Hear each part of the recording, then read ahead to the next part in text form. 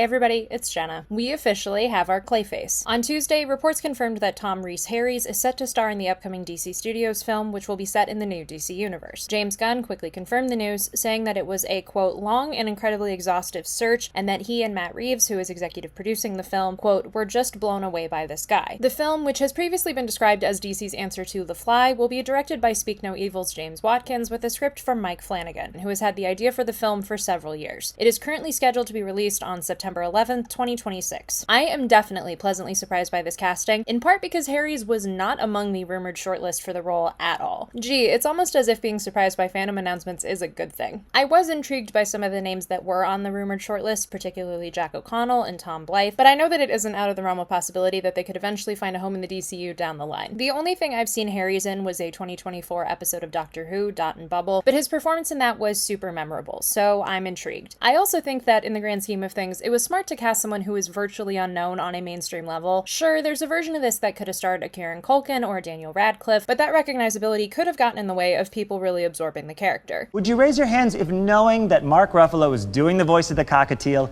enhanced your experience of the movie? Instead, everyone having basically no preconceived notions about Harries will help further sell the transformation into Clayface and the tragedy that will probably be found within it. That leads me to another detail about the movie. In the comics, Clayface is a mantle that has been worn by multiple men and women, but is best known as B-movie actor Basil Karlo, who begins to lose his mind after hearing that his movie franchise is going to be remade without him. At first, he dons a Phantom of the Opera-esque costume and commits crimes, a gimmick that eventually evolved into the shape-shifting Clayface that we all know. According to the Wrap's reporting of the casting, another version of Clayface, Matt Hagen, quote, will appear in the film. The way that sentence is included is interesting. It doesn't entirely confirm or deny that Harries is playing Hagen, but rather that he will just be in the film in some capacity. Created by Bill Finger and Sheldon Moldoff in 1961's Detective Comics number 298, Matt Hagen is initially introduced as an Indiana Jones-like treasure hunter who accidentally falls into a pool of protoplasm. This grants him the ability, initially for short amounts of time, to transform his body into a clay-like substance and assume other people's identities. Over time, and after he keeps getting defeated by Batman and Robin, Hagen manufactures a way to make his clay powers more permanent. He was among the many characters who died in Crisis on Infinite Earths, after which Basil Karlo was revamped with the clay-based powers. Batman the Animated Series changed things, as the Season 1 story arc Feet of Clay combined Hagen's powers with Karlo's actor backstory. This version of Hagen was disfigured in an accident, only to find his saving grace and superpowers in the beauty cream Renew You. Hagen became addicted to the cream and fell into a life of crime under the man who supplied it to him, Roland Daggett. The success of this episode and its humanization of Clayface led to Hagen being brought back in later comics, as well as Karlo getting a modified version of this backstory in the DC Rebirth timeline. Flanagan has hinted at Feet of Clay being a source of inspiration for his script, and reporting has already indicated that this movie is about a B-movie actor who, quote, injects himself with a substance to keep himself relevant, which I made a whole video about earlier this year. So I think that the Hagen of it all could be approached in multiple different ways. The titular Clayface could be Karlo or Hagen, both of whom have some sort of precedent for having that specific origin story. An argument could be made that Matt Hagen is a more modern name to sell to current general audiences than Basil Karlo, whose name is a take on classic actor Boris Karloff. Granted, given my love of classic movies and just the unabashedness of the DCU, I wouldn't entirely agree with that take, but I also would understand if that decision is ultimately made. I also could see a world where both Karlo and Hagen are in the movie in different capacities, maybe as rival actors or as foils of each other in some way. That brings me to another thing that I am still super curious about: what the supporting cast of this movie is going to look like. I fully expect Roland Daggett or some kind of shady businessman like him to be involved, but beyond that, there are just so many other possibilities for female leads or side characters or just other components of the in-universe entertainment industry. As I said in my recent Wonder Woman video, I think one of the strengths of this DCU has been that none of their projects are completely solo stories, and Flanagan has a knack for writing really complex, interesting ensembles. Go see Life of Chuck, by the way. So I am really hoping for that sort of approach here. As much as Harry's casting was a complete surprise, I have a feeling that we have a few more in store before this movie starts production in the fall. What do you think of the Clayface casting? Share your thoughts in the comments below, and please don't forget to like, subscribe, and share with your friends if you haven't already done so. Merch is available at the link in the description. As always, you can find me on social media at HeyIt'sJennaLynn. Thank you all so much for watching, and as always, go read some comics.